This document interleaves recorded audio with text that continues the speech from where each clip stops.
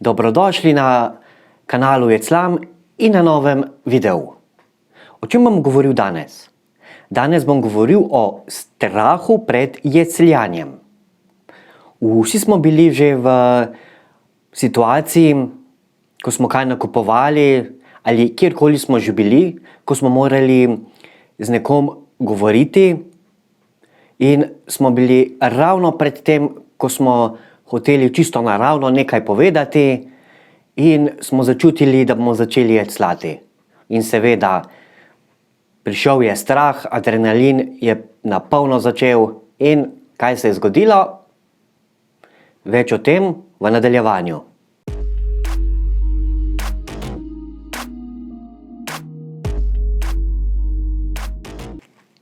Torej, danes bom govoril o strahu pred jecljanjem. Kajti v osnovi strah pred jecljanjem ni samo strah pred govorom, ampak je predvsem strah, kako bom določeno stvar izgovoril. Vsi smo bili že v določenih situacijah, ko smo se počutili osramočeni in ponižani. Tudi ko smo hoteli samo nekomu reči živjo, kako si. Ko sem bil mlajši, sem imel zelo veliko strahu pred govorom. Seveda, takrat sem tudi zelo jecljal.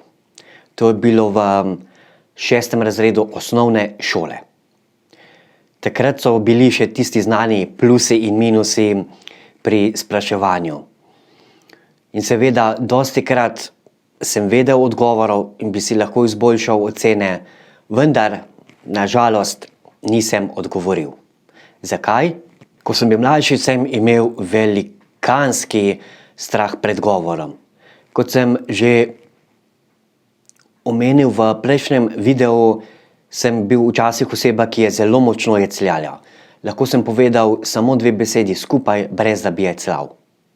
Lahko si samo predstavljate, koliko strahu pred govorom sem imel na dnevni bazi. To so bili nori časi. To so bili seveda časi, ko sem svojo komunikacijo omejil na minimum.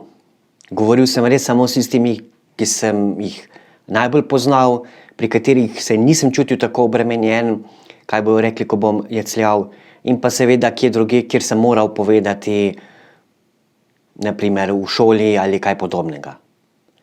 Toda to je bil res tisti minimum. Takrat se mi je zdela misija nemogoče ogovoriti kakšno dekle, to je bilo misija nemogoče. To so bili časi, ko sem res svojo komunikacijo omejil na minimum. Če sem hotel sodelovati v kakšni debati, ki mi je bila zanimiva, ali celo v šoli, ko sem vedel odgovor na vprašanje, na žalost tega nisem storil. Zakaj? Zaradi svoje samopodobe in zaradi nizke samozavesti. Takrat je bila moja samozavest na najnižji ravni. Po nekaj časa sem vedel, da enostavno to nisem jaz, da želim spremeniti življenje, da želim bolje govoriti, da želim komunicirati z ljudmi, tako kot to počnem sedaj z vami. Vedel sem, da to nisem preprosto jaz. Kajti želel sem govoriti z ljudmi, imeti dobro komunikacijo, željo sem imel nastopati pred ljudmi, kot to počnem sedaj preko YouTubea. Pri vsem tem moram priznati, da imam srečo, da sem se rodil v obdobju, ko se je v najstniških letih začel razvijati internet in s tem tudi tako imenovane dating aplikacije. Namreč v svojih mlajših letih, kot sem že prej omenil, ni bilo šans, da bi ugovoril kakšno dekle oziroma žensko. Pisati mi ni bilo nikoli težko, govoriti pa je bilo za težko. Sedaj mi ni problema govoriti ženske. Sedaj lahko govorim s komerkoli in tudi kadarkoli. Tudi če sem nepripravljen. Dostikrat je prišlo mi na misel, zakaj jaz? Zakaj moram ravno jaz izmed vseh jecljati? Vem, da se to sliši sebično, ampak takšno je bilo moje mnenje. Svoj preboj sem doživel, ko sem obiskal društvo Vilko Mazej pred 14 leti. Še danes se namreč spomnim prvega svojega javnega nastopa, in sicer na vajah govora na avtobusu. Brali smo pred mikrofonom, zraven pa je že tako stresni situaciji dodal še snemalec, ki je bil čisto blizu mene in je snemal moj govor. Seveda, govor in celotni nastop je bil katastrofa. A nekaj se je takrat premaknilo v meni.